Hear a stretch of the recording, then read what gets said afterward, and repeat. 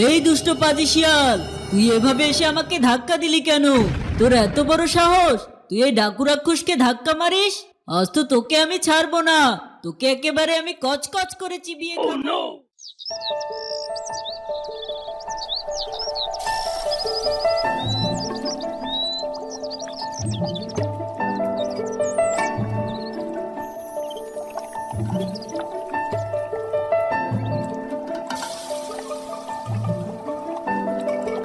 কি মজা, কি মজা! বাবা অনেকগুলো মাছ ধরেছে, আজ আমি মজা করে ভাত খাবো। কি মজা, কি মজা! আচ্ছা আচ্ছা, ঠিক আছে বাবা, খেও খেও। এখন চলো তাড়াতাড়ি গুহায় ফিরে যাই, ওদিকে যে তোমার মা আমাদের জন্য অপেক্ষা করছে। এরপর বাবা কুমির আর ছানা কুমির তাদের গুহার দিকে যেতে শুরু করলো। এদিকে জঙ্গলের বল্টু শিয়াল আবারও জঙ্গলের পশু পাখিদের ছানাদের ধরে খাওয়ার জন্য আবারও একটি পাঠশালা খুলেছে। এর আগে তো অনেকবারই পাঠশালা খুলেছিলাম, কিন্তু যতবারই পাঠশালা খুলেছি ততবারই কারো না কারো তারা খেয়ে জঙ্গল ছাড়া হয়েছি। কিন্তু এবার আর হব না, এবার একেবারে আটঘাট মেরে মাঠে নেমেছি। বাচ্চারা, এবার আমি যা যা বলবো তোমরাও ঠিক আমার সাথে তাই তাই বলবে। বলো, এ বি সি, সরেও, সরাইয়া, রস্যই।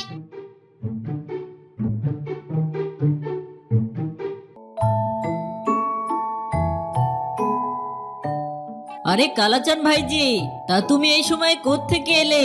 তোমাকে তো অনেক দিন ধরেই দেখি না। হ্যাঁ হ্যাঁ, আমিও তোমাকে অনেক দিন পর দেখলাম।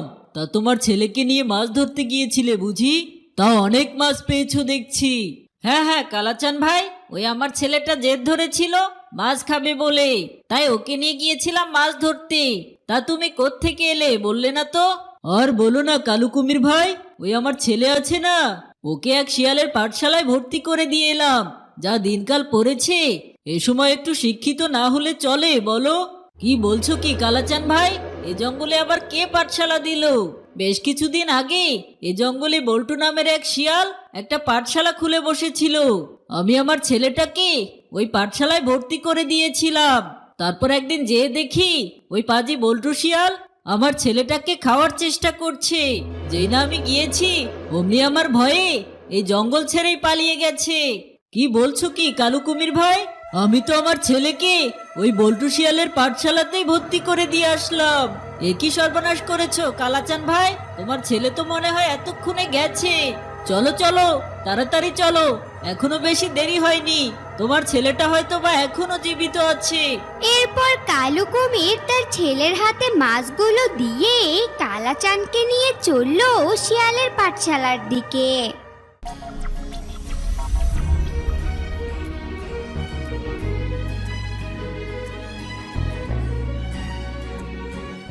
দেখেছো কালাচান ভাই, তোমাকে বলেছিলাম না ওই পাজি বল্টু শিয়াল পাঠশালায় পড়ানোর নাম করে বাচ্চাদের ধরে ধরে খায়, তারপর তাদের গার্ডিয়ানকে ভুজুম ভাজুম বুঝিয়ে দেয়।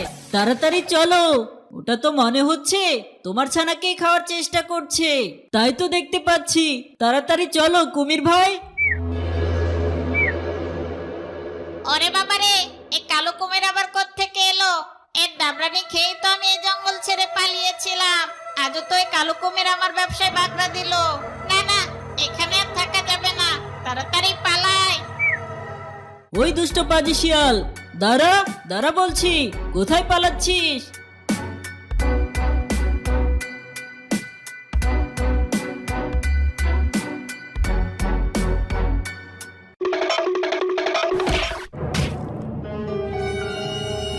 এই দুষ্ট পাজি শিয়াল, তুই এভাবে এসে আমাকে ধাক্কা দিলি কেন?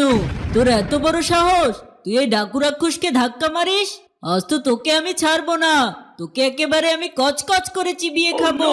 ওরে বাবারে, এটা কি হলো? ওই যে কথাই আছে না, যেখানে বাঘের ভয় সেখানে এসে রাত হয়। ওই কুমিরদের হাত থেকে বাঁচতে না বাঁচতে এই ডাকু রাক্ষসের ফাঁদে এসে পা দিলাম।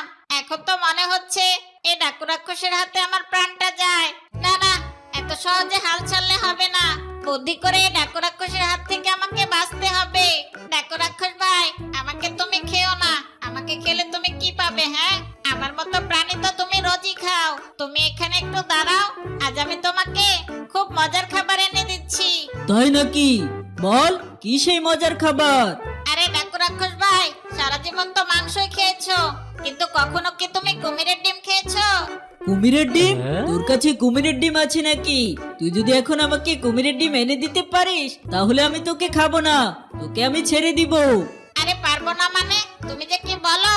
তুমি এখানে একটু দাঁড়াও, আমি এক দৌড়ে গিয়ে ঝুড়ি ভর্তি কুমিরের ডিম নিয়ে হাজির হচ্ছি। তুমি কোনো চিন্তা করো না, আমি যাব আর আসবো। আচ্ছা আচ্ছা, ঠিক আছে, তুই তাহলে যা, আমি এখানে অপেক্ষা করছি। যদি মিথ্যা বলে পালিয়েছিস তাহলে তুই যেখানেই থাকিস না কেন তোকে আমি খুঁজে কচকচ করে চিবিয়ে খেয়ে ফেলবো, বুঝেছিস? আচ্ছা ঠিক আছে ডাকু রাক্ষস ভাই, আমি না আসলে তুমি আমাকে খুঁজে খেয়ে ফেলো। আমি তাহলে এখন কুমিরের ডিম আনতে গেলাম।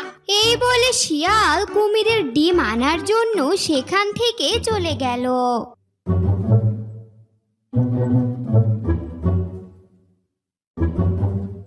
এই তো কুমিরের ডিম পেয়েছি। এই ডিমগুলো ওই ডাকু রাক্ষসের জন্য নিয়ে যাই, তাহলে আমি ওর হাত থেকে বেঁচে যাব।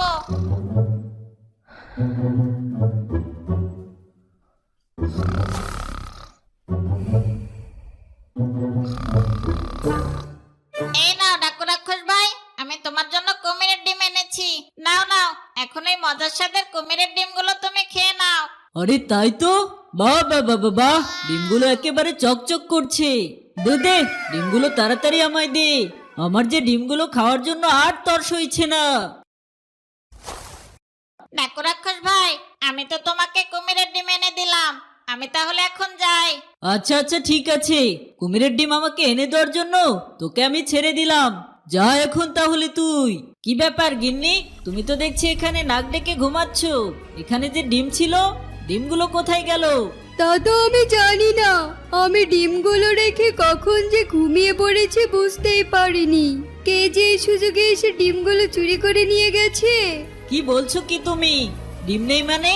ডিমগুলো কে নিয়ে গেছে? হ্যাঁ, তো বন্ধুরা, তোমাদের কি মনে হয় কালো কুমির কি পারবে তার ডিম চোরকে খুঁজে বের করতে? তা যদি তোমরা জানতে চাও তাহলে শিয়ালের পাঠশালা গল্পের দ্বিতীয় পর্বটি দেখতে একদমই ভুলো না। বন্ধুরা, আমাদের এই গল্পটি তোমাদের কাছে কেমন লেগেছে? যদি ভালো লেগে থাকে তাহলে লাইক করে দিও, আর কি ধরনের গল্প দেখতে চাও তা অবশ্যই কমেন্টস করে জানিয়ে দিও। আর এরকম আর মজার মজার শিয়ালের কার্টুন ভিডিও পেতে আমাদের চ্যানেলটি সাবস্ক্রাইব করে দিও।